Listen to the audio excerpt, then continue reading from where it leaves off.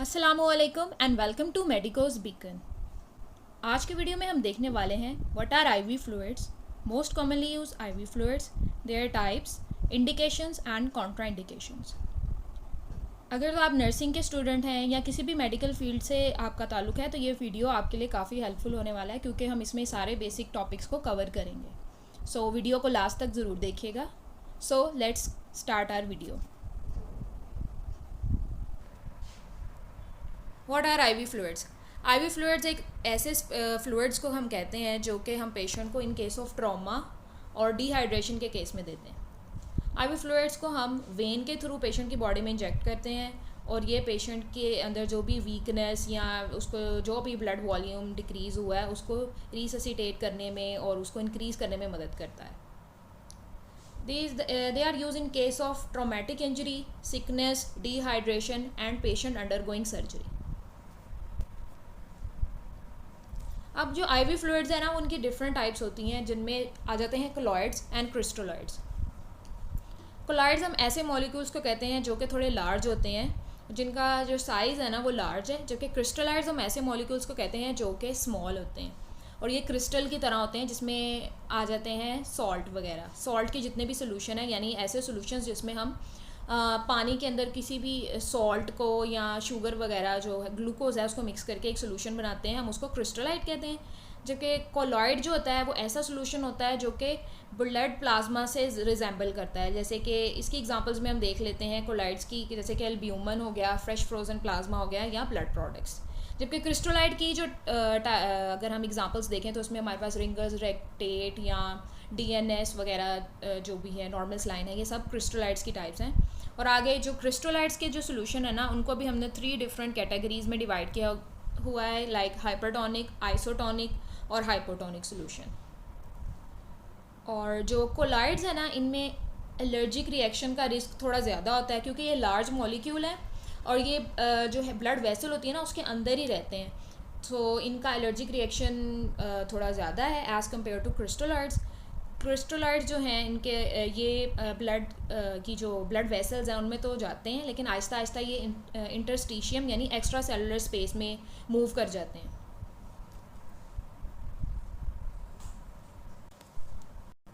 अब जो क्रिस्टोलाइड्स हैं ना उनकी 3 जो टाइप्स हैं उनको हम यहाँ डिस्कस करते हैं। सबसे पहले आते हैं hypertonic, then isotonic and last हमारे पास है हाइपोटोनिक सोल्यूशंस। अब ये क्या होते हैं? हाइपरटोनिक सोल्यूशंस ऐसे होते हैं जिनमें सॉल्ट की तादाद ज़्यादा होती है एज़ कम्पेयर टू वाटर और ये सेल्स को श्रिंक कर देते हैं। इनकी एग्जांपल में हमारे पास आ जाता है 3% नॉर्मल सेलाइन और 10% डेक्सट्रोज। जबकि आइसोटोनिक सोल्यूशन ऐसे सोल्यूशंस को कहते हैं जो जिनका मतलब सेल पर कोई ख़ास फ़र्क नहीं होता, इक्वल पार्ट्स ऑफ वाटर और सॉल्ट होता है and cells stay the same. और इनकी एग्जांपल्स में हमारे पास आते हैं 0% आयन, नॉर्मल सेलाइन या लैक्टेटेड रिंगर्स सोल्यूशन। जबकि हाइपोटोनिक सोल्यूशन ऐसे सोल्यूशंस होते हैं जो सेल को स्वेल कर देते हैं, यानी इसमें मोर वाटर होता है then salt in a solution. ठीक हो गया। इसकी एग्जांपल्स में हमारे पास आ जाते हैं 0.45% normal saline and 0.33% normal saline.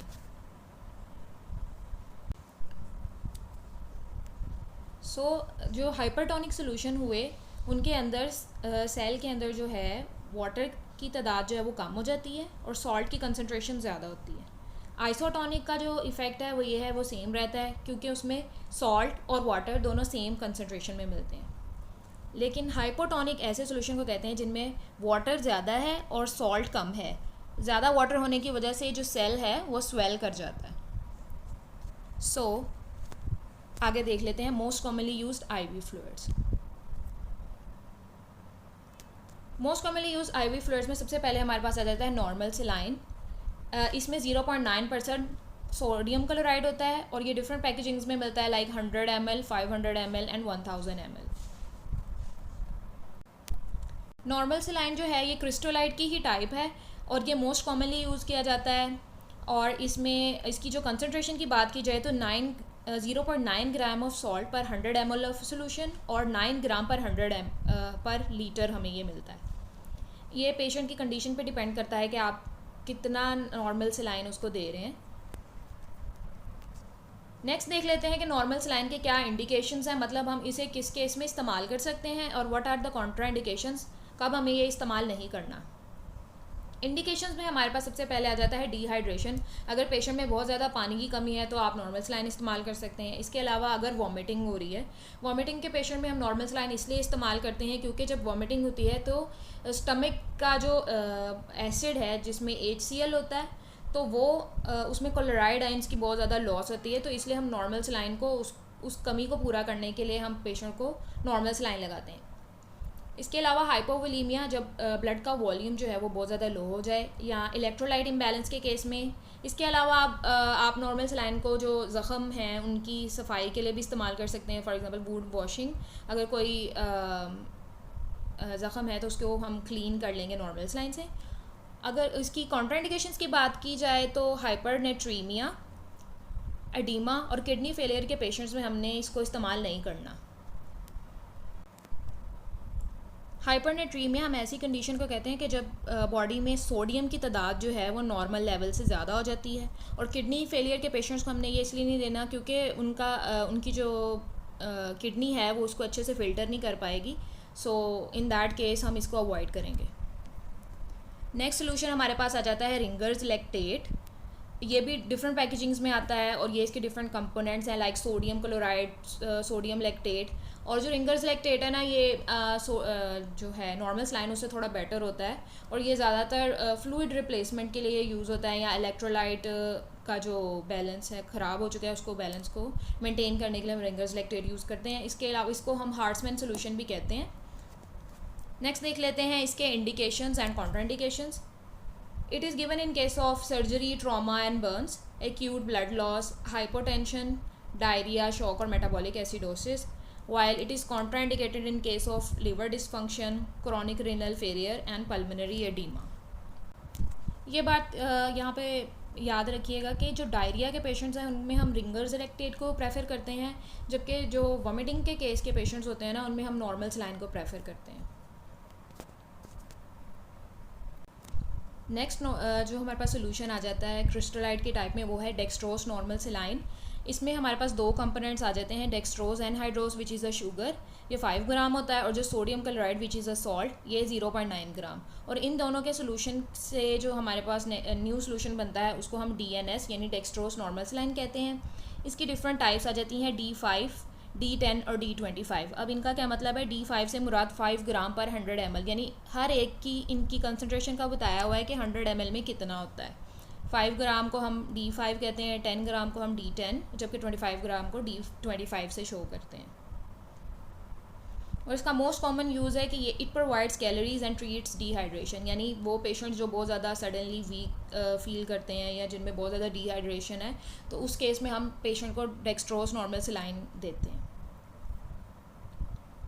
Indications में आ जाती है हमारे पास टेम्प्रोरी डिहाइड्रेशन, हाइपोग्लाइसीमिया यानी जब ग्लूकोज का लेवल बहुत ज़्यादा कम हो जाए, डिहाइड्रेशन पानी की कमी हो जाए फ्लूइड मेंटेनेंस के लिए, हाइपोटेंशन के लिए, या डायरिया के केस में भी आप जो है डेक्सट्रोज नॉर्मल सलाइन को यूज़ कर सकते हैं। It is contraindicated in patients of diabetes, kidney failure और हार्ट पेशेंट्स। इसके अलावा पल्मोनरी एडीमा के पेशेंट्स में भी हमने इसको अवॉइड करना है। डायबिटिक पेशेंट्स में हम इसलिए अवॉइड करें क्योंकि उनमें पहले ही जो है ग्लूकोज का लेवल वो हाई होता है, तो इस केस में ये कॉन्ट्राइंडिकेटेड है। जो हमारे पास आता है वो है एल्ब्यूमिन। ये एक कोलाइड सोल्यूशन है, यानी क्योंकि इसमें ये कोलाइड सोल्यूशन है और ये फ्लूइड रिससिटेशन के लिए इस्तेमाल करते हैं। इसके कंपोनेंट्स की बात की जाए तो इसमें 50 to 60% जो हमारे पास हैं प्लाज्मा प्रोटीन्स होती हैं, और ये ज़्यादा कॉमनली यूज़ करते हैं जब पेशेंट को बहुत ज़्यादा ना ब्लड लॉस हो जाए, यानी ट्रॉमा के केस में हम इसका इस्तेमाल करते हैं। और अगर फ़ौरन से ब्लड मैसर नहीं है तो उस केस में हम पेशेंट को एल्ब्यूमिन लगाते हैं ताकि जो ब्लड का वॉल्यूम है उसको इंक्रीज़ किया जा सके और पेशेंट का जो BP लेवल है उसको मेंटेन किया जा सके। नेक्स्ट जो इसके इंडिकेशंस की बात की जाए तो it is used in case of emergency treatment of shock और अदर कंडीशंस जो कि इमरजेंसी सिचुएशंस है, लाइक हाइपोवोलीमिया, जब ब्लड का वॉल्यूम बहुत ज़्यादा कम हो गया है और पेशेंट का BP डिक्रीज़ कर गया है, और इन केस ऑफ बर्न्स। और अगर हम इसके कॉन्ट्राइंडिकेशंस की बात करें कि यानी कि किस केस में नहीं देना, तो वो आ जाते हैं congestive heart failure and renal insufficiency. That's all for today's lecture. I hope you enjoy this video. मिलते हैं नेक्स्ट वीडियो में, तब तक के लिए अल्लाह हाफिज़।